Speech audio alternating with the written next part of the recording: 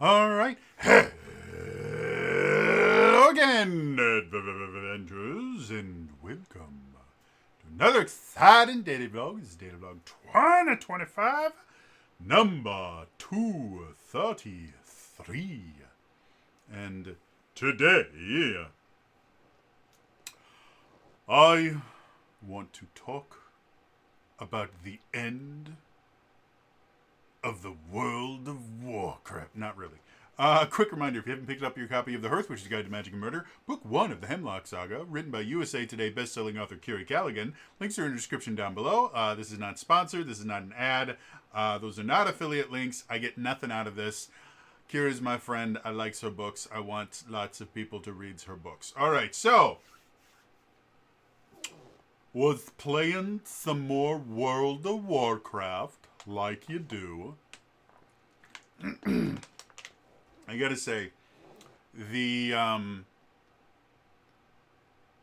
Legion remix that they've been doing for like a month now, month and a half, 2 months, something like that. It's been going on for a little bit. Is the most fun I have had playing World of Warcraft. I think probably since the original Legion expansion. Like, I really haven't enjoyed the game that much since the original Legion expansion. And I've talked about this before. One of the things that I love so much about Legion is that every single class has their own story.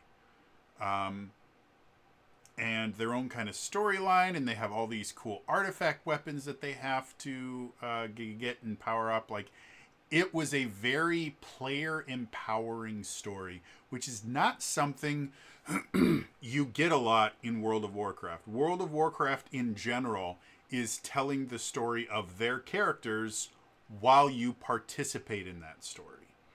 But it's not the story of you. It is the story of these other characters that have been mainstays in the Warcraft universe forever. And you just happen to help them tell their stories. It's one of my biggest critiques about the storytelling in World of Warcraft. And I actually used it to talk about the most recent Final Fantasy XIV expansion. Basically did that, where instead of you being the hero, you are the plucky sidekick to the hero of the story, and the actual hero of this is a story is impressively poorly written. So yeah, a lot of people did not like the latest Final Fantasy XIV expansion, and I was one of them. It's not the worst thing that's ever happened. It's still a relatively fun game. The mechanics and the boss stuff was still pretty fun. The problem was the story was just bub kiss. It was just so bad. So anyway, I had an idea because some slight spoilers for World of Warcraft Legion, which again came out like a decade ago, so whatever. As I mentioned before, every single class has their own little storyline, and that storyline involves what's called their class order hall, and they become an important person in that class order hall. Like for paladins have this kind of secret base beneath Light's Hope Chapel in the, I think it's the Eastern Plaguelands, which is a really, really important spot in Warcraft lore. Like, lots of big important things happened there. And they basically become the head of the Order of the Silver Hand, which was the first group of paladins were the leaders of the Order of the Silver Hand. So it's a really, really big deal. For warriors, however, they have a completely different way that they go about this.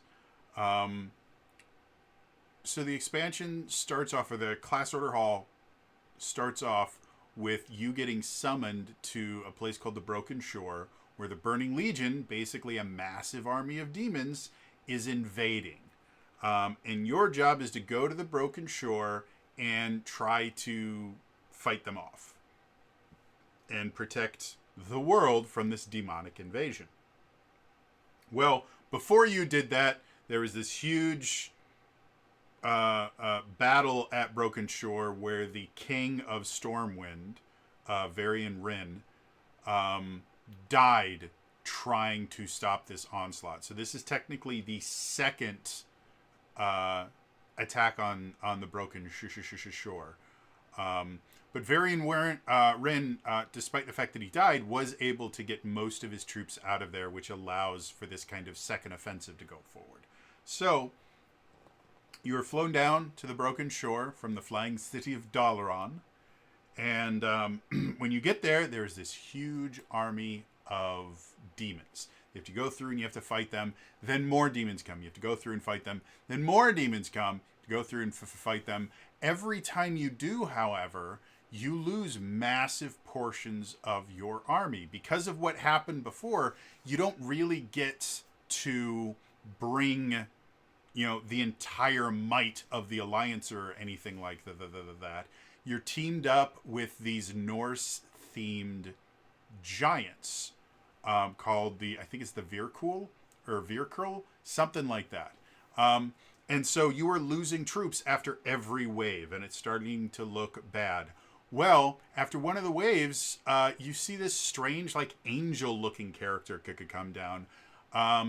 It would be a better comparison to call them more of a Valkyrie than an angel, but the actual, because of the light and everything like that, they look much more like stereotypical angels than they do Valkyrie in this particular one. They come down and they actually kind of take the souls of the dead to what's called the Halls of Valor, which is a very Norse thing. Part of Norse mythology is if you die in battle, your afterlife, you get to go to, I can't remember what it's, I think it's Valhalla. But it's basically the afterlife for warriors, and you spend eternity, drinking mead and going out in great, glorious battle and coming back and celebrating. Like, that's your eternity. And so they take a large amount of inspiration from that for this particular part of the game. You even, like, Odin is the big dude that you talk to in the Order Hall. So very Norse themed. Well, what happens is eventually big bad demon comes over and you're able to take him down, but not without him taking you down as well. And so your character dies. But because they died in battle, surrounded by these Vrykul, you are taken up to the Halls of Valor and are basically resurrected there. And that's what your class quest is kind of based around, is finding heroes and kind of, letting them die so they can be recruited up there and trying to kind of prepare for, I guess, their version of Ragnarok.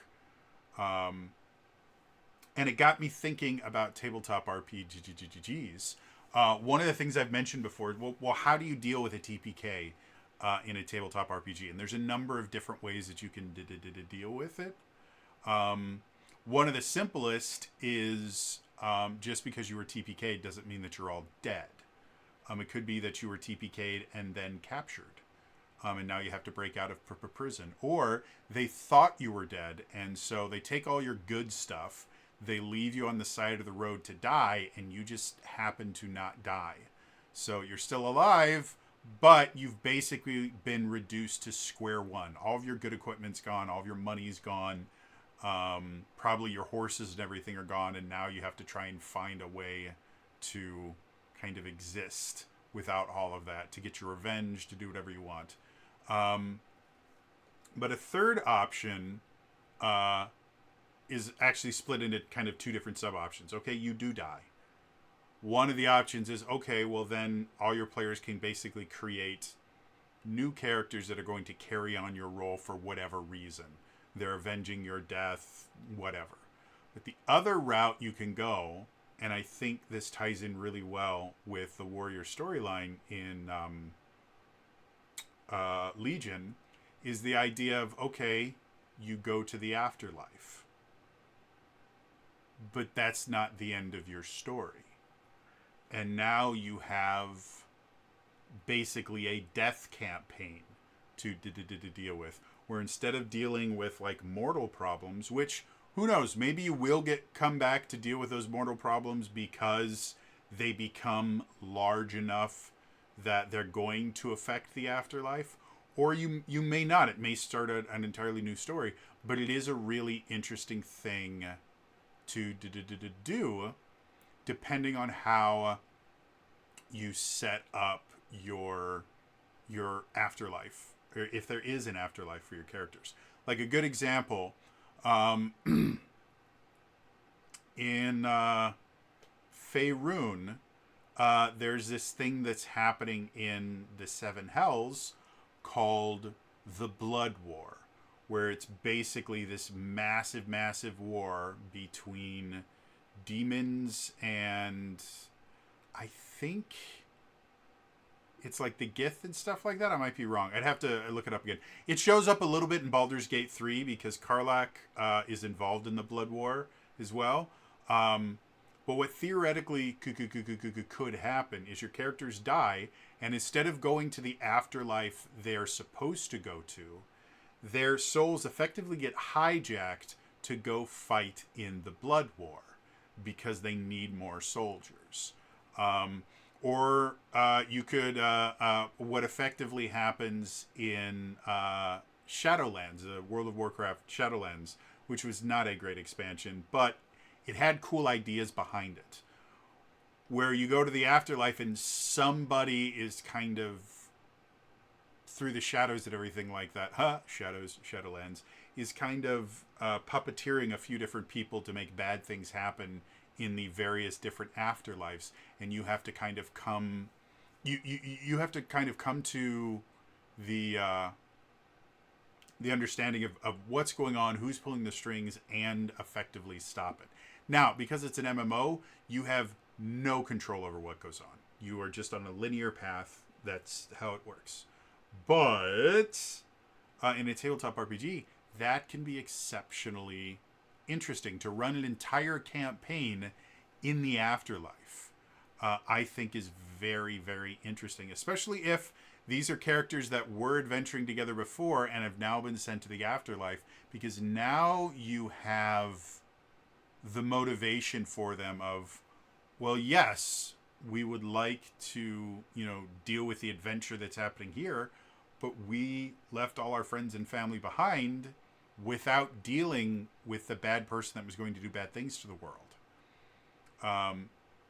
And that can turn into very interesting kind of conversations between the players of going, yes, we get it.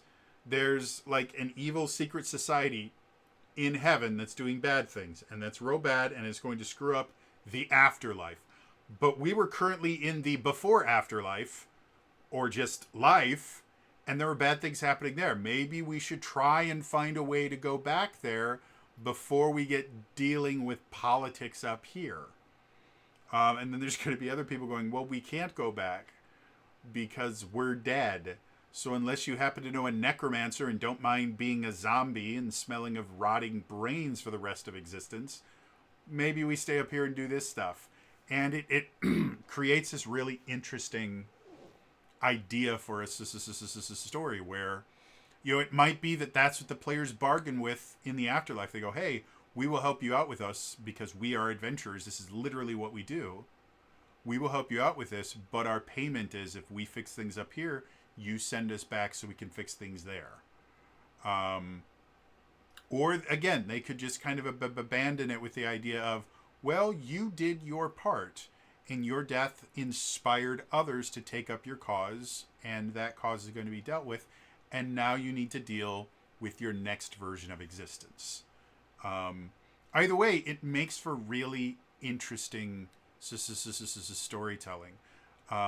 Especially if you do something like, trying to think, is it Tales from Earthsea? Where effectively when you die, you literally go to a new world and live a second life. But there's no like going back and forth. This is your new world. This is your new existence. Go with it. So a lot of what kind of stories you tell is going to be based on how you set up your afterlife. But it does create some really interesting, fun, unique stories that you can tell. especially if your afterlife is supposed to be kind of a Valhalla style thing, or the Judeo-Christian version of heaven, where once you get there, that's permanent. You're there forever. You know, having effectively immortal characters really changes the stakes of how you do things. Especially if the penalty for dying. Maybe the penalty for dying isn't your character just not existing anymore. Maybe the penalty for dying in the afterlife is your character is now condemned to a really horrible version of the afterlife for eternity. For the rest of existence, they have to clean toilets with their toothbrush or something. You can get really interesting and creative, because in a society like that, there would have to be some kind of penalty for doing things wrong. And if you're immortal, the penalties that you can give people change rather drastically. So yeah, like I said, I was thinking about it. First of all, I really, really love Norse mythology in general. I think it's really, really fascinating.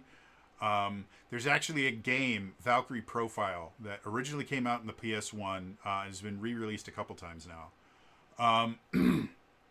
But the whole point of that is you play a Valkyrie who has to go to Midgard, which is the human realm, and basically you go and you find characters, and you have to watch their final moments as they die in battle. You resurrect them as Einhenjar, which are, heroes. And then you take them with you to kind of train them and prepare them for Ragnarok. And at the end of every chapter, you have to basically give away your characters to Ragnarok, so that there can be an army that there. And it effectively means that you're a lot of times you're giving up your best character in order to later on have this really pumped, awesome army for the final battle. But it's a really, really fascinating idea.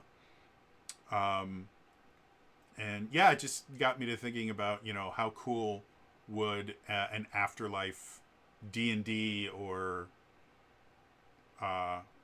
TTRPG in general campaign be. And it's not something that's dealt with a lot in TTRPGs. As far as officially published materials, I would love to see Wizards of the Coast put out an adventure module that starts off with a TPK, so that the players are sent immediately to the afterlife, and then that's where the entirety of the campaign takes place. But I've never seen that done in anything. Everything always takes place in the actual campaign setting, and then the afterlife is just kind of an afterthought. More fun puns. So, yeah, interested to hear from you guys. First of all, have any of you guys ever dealt with the afterlife in any of your TTRPGs before? And second of all, what do you guys think of an afterlife campaign? Does that sound fun to you? Do you think well, not really, because a lot of the stakes are no longer there? Let me know in the comments down below. Otherwise, again, that is all for Relay, and I will see you guys next time. All right? Bye-bye.